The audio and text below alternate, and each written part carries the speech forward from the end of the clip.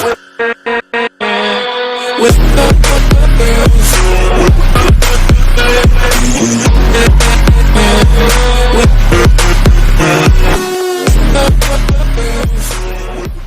secret to the world's best chocolate chip cookies is cold butter. Throw it in a blender with your sugar and drop in an egg and vanilla and it's 7 p.m. in NYC. We've got to clap for the healthcare heroes. I'm using a giant pot to mix in my flour, baking soda, salt, and 2 cups of chocolate chips. Mate, get your hands in there. The recipe said baking paper, but I only have tinfoil, so I'm buttering it, and then it's time for the oven. I only started baking 2 weeks ago, but these were so easy to make. The outside was firm, the inside was gooey. Try them at home.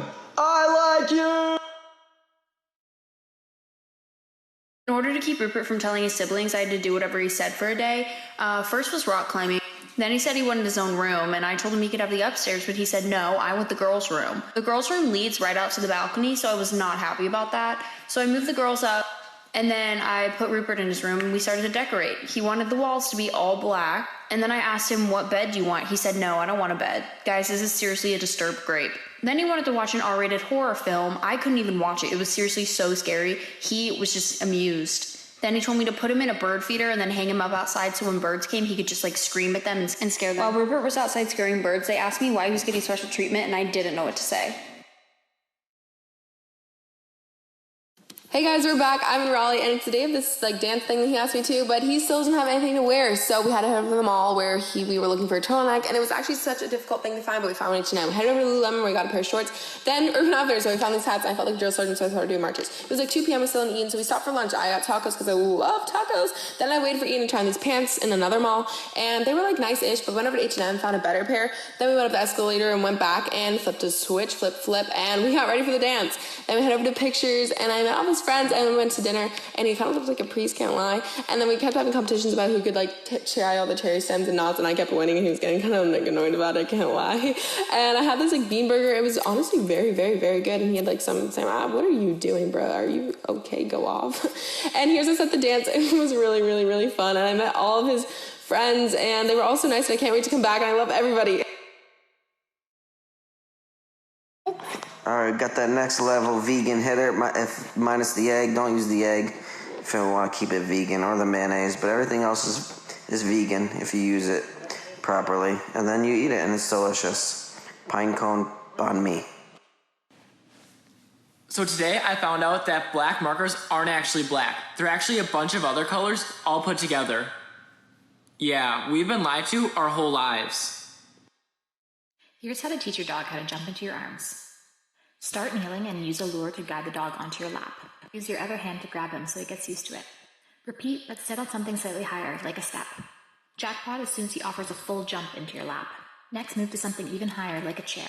Now that he's got the idea, switch to a very low crouch. It'll take some practice learning how to time the catch. Last, you can move to standing fully upright. I usually still give him one leg to spring off of.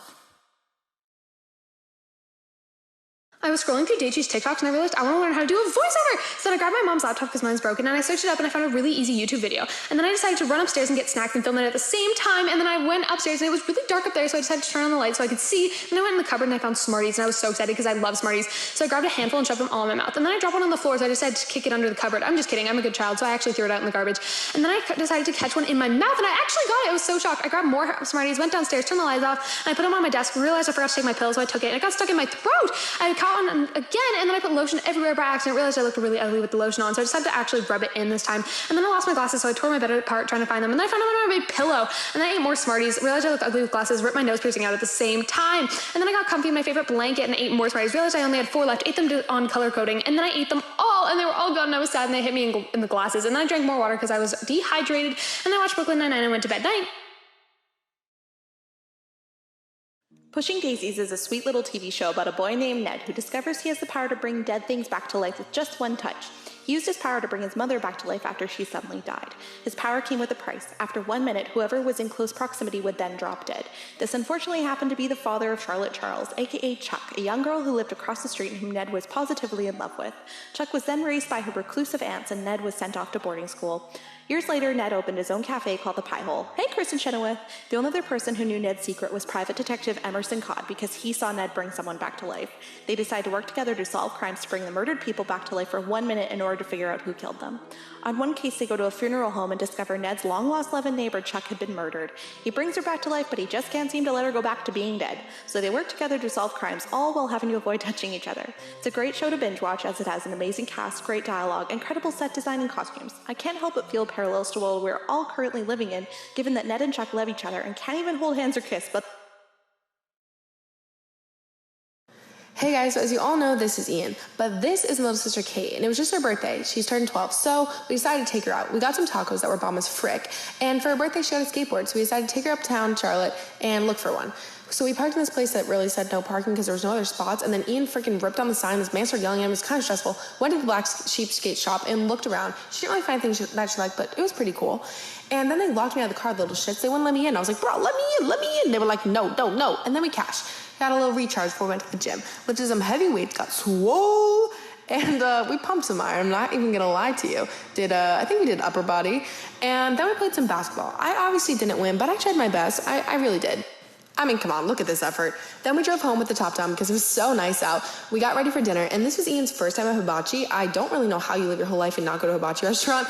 And then we went to Whole Foods with my family, and he got some chocolate milk. And here's my mom. Isn't she so cute? We ate cake together, and it was just such a good night. And we'll see you guys on our next event. People are always asking me for tips on how to be cool, and I'm like, just follow these 5 simple steps. Wear sunglasses at night. Have unique interests, so if they ask you if you like the new Drake, hit them with music? Nah, dog, I'm more into documentaries about tigers. One word, supreme. Everything was better back in the day. So when they tell you they're bummed about Coachella getting cancelled, you tell them, Coachella hasn't been cool since 2007. If you run out of things to say, always bring it back to Bieber. I don't know, I love that guy. People that don't have OCD, this is what they think it looks like. Oh no, okay, Yeah, and it was a cat, that one out, yeah, perfect. yeah, okay, yes! No, this is what it's actually like. That one felt good. That one felt good.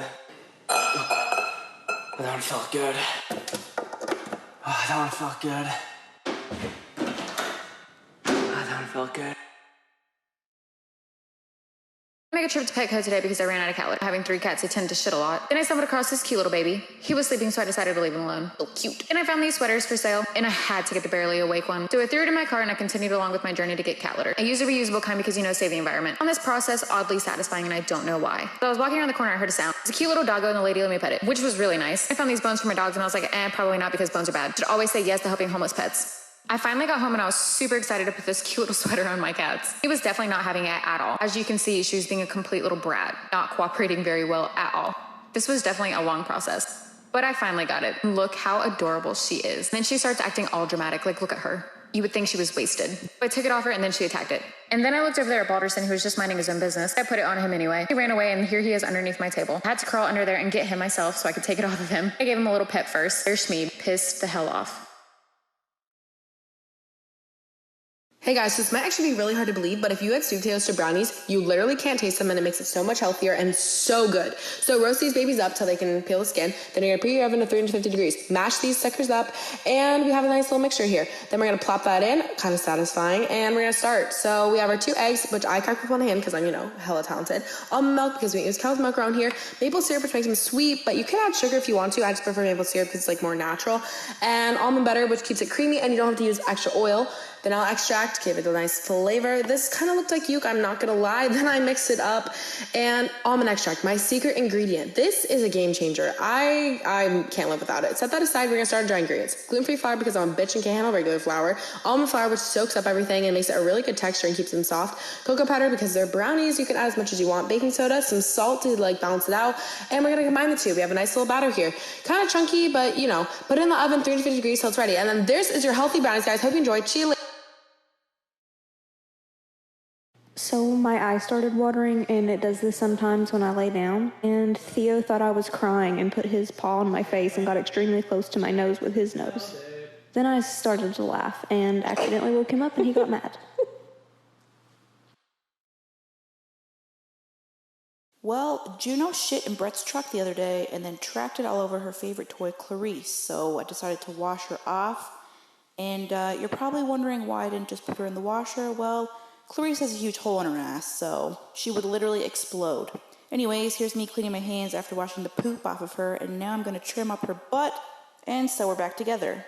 You're probably wondering why I don't just go and buy Juno a new toy. Well, I'll explain to you that Clarice hits different. Juno got Clarice for Christmas a couple years ago from someone who is no longer with us, and I didn't want to throw her away. So after I fixed up Clarice's ass, I brought her into the laundry room and I threw her right in the washer. Yeet! And then I turned the washer on like a normal person and I went and washed my hands again because, poop. Didn't want the poop on me. After all that, she was ready to go in the dryer and then she was ready to come out of the dryer. So I brought her up to Juno and Juno was really happy that Clarice never had a hole in her ass anymore and didn't have any shite on her. The end. So I was scrolling through my For You page yesterday and I came across this guy, Sam the Sweaty Boy, who said that these super simple looking paintings were selling for hundreds of dollars, so he made his own and started the bidding at $250. Then today he said the highest bid was $13,000. Of course I thought he was lying, so I checked eBay. Turns out he was. The highest bid was $18,000. Needless to say, that was enough proof for me to get in my car and go to Michael's. I got the supplies, brought them back to my house, and started painting the canvas black and making a rig to hold the paint. I decided to do one of those pendulum paintings you see on the For You page all the time, and while it was swinging back and forth, I went on eBay and found something that looked like it belonged in Squidward's house, selling for $1,800, and another one selling for $400. Now, it almost sounds too good to be true, but I finished the painting anyways and posted it on eBay with a starting bid of $251. Wish me luck. Waking up this morning, I had no idea today was going to be the day that Adam was going to pop the question. We loaded up the dogs and we headed down to the trail for a fun family walk. We had a lot of great times, but then this happened, guys. I can't believe it. Hey, babe. Yeah? We've been spending a lot of time together lately. Yeah? This place is really beautiful. This just seemed like the right time. Oh my God. Will you divorce me? Absolutely. I thought you would never ask. Oh, it's going to be such an amazing life without you. I don't love you anymore. Okay. Bye.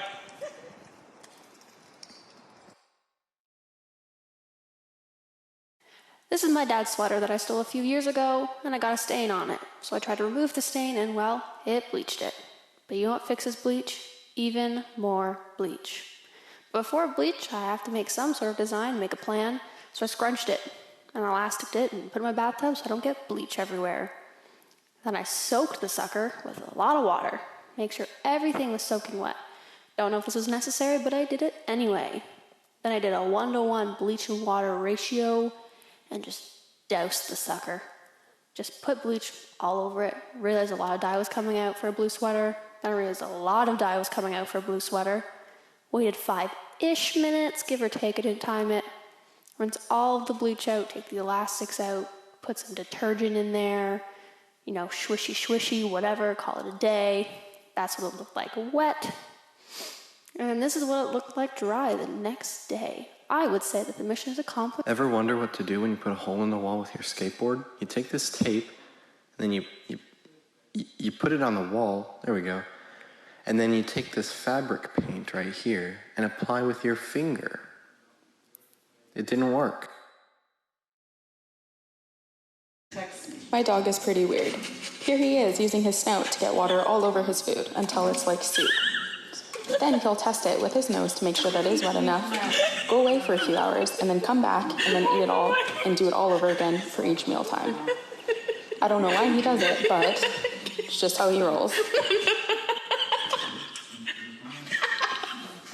I've been switching schedules with my parents in my last TikToks, and recently they got in a little bit of an argument on whose schedule was actually harder, so we decided that themselves were going to switch schedules. And this is how it went.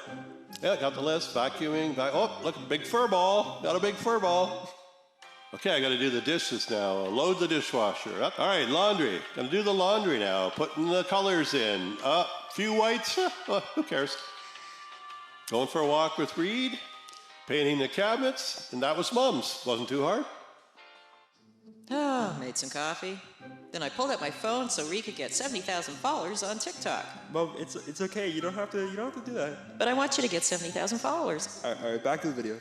Then I had a shower to wake up. Ron always has toast for breakfast with peanut butter. I brought him coffee in bed like he always does with me every morning. now it's go time. Wax the truck. Water his tomatoes. And true to form, afternoon nap. With cats. What a day.